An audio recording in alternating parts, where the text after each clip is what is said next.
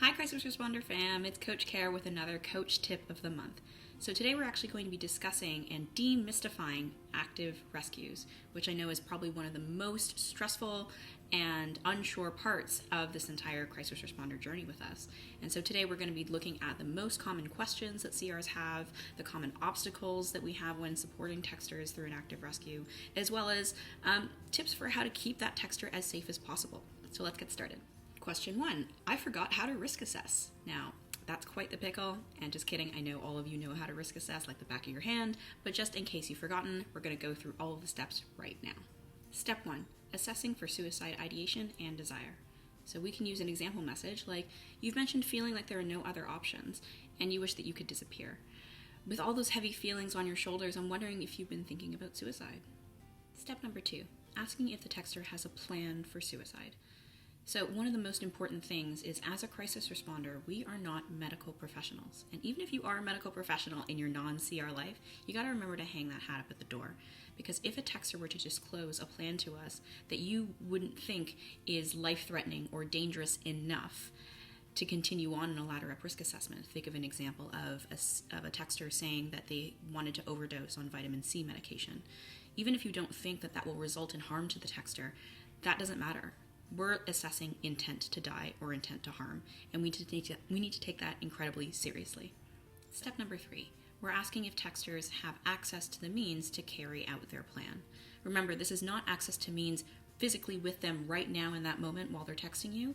We're looking at if they have the ability to obtain or purchase that means in an easy or convenient way. So make sure to remember that and clarify if a texter says that their plan is to overdose on medication. Even if they don't have the medication physically on them, are they able to go to a store down the street and pick that up relatively easily? So step number 4, asking about timeline. Remember, we're not putting words in the texter's mouth. We're not asking them, are you thinking of doing this tonight? Are you thinking of doing this tomorrow morning? We're asking a general open-ended question like, it sounds like you've been thinking about this for a long time and you've been carrying that burden on your shoulders by yourself. I'm wondering if you have an idea for when you would want to carry out X plan. If you're a more visual learner, there's actually a tip sheet in the toolbox titled Ladder Up Risk Assessment, which has the little ladder up image and some really handy example messages and tips that you can just read on the platform while you're there. Highly recommend.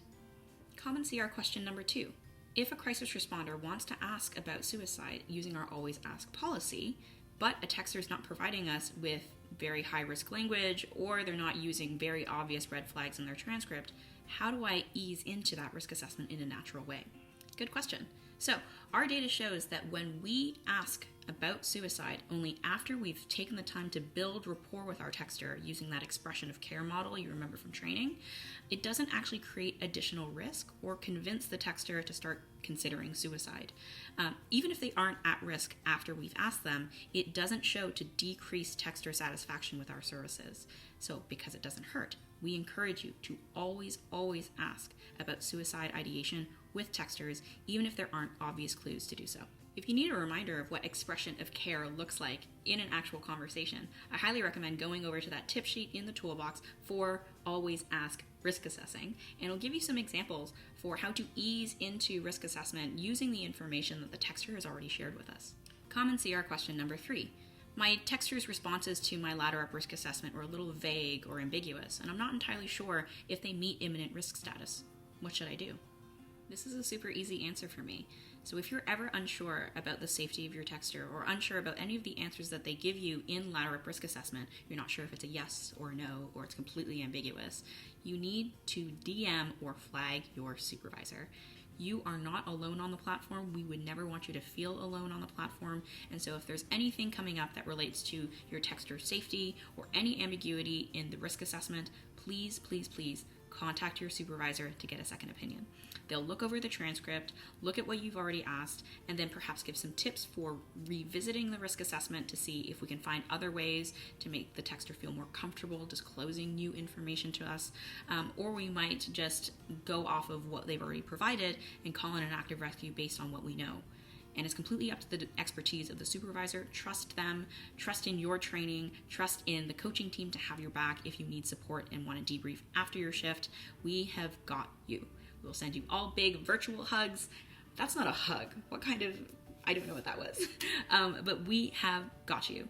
We are very much looking forward to seeing you back on the platform. And don't worry, this is not the end of demystifying active rescues. We know this is a really big topic, and we're going to be coming out with part 2 very soon. Sending big, weird virtual hugs.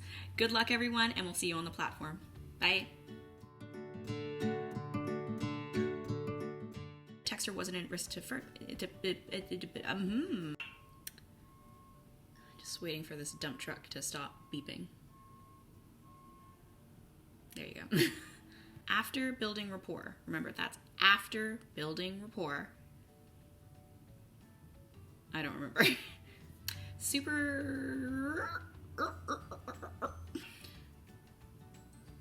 forgot to breathe.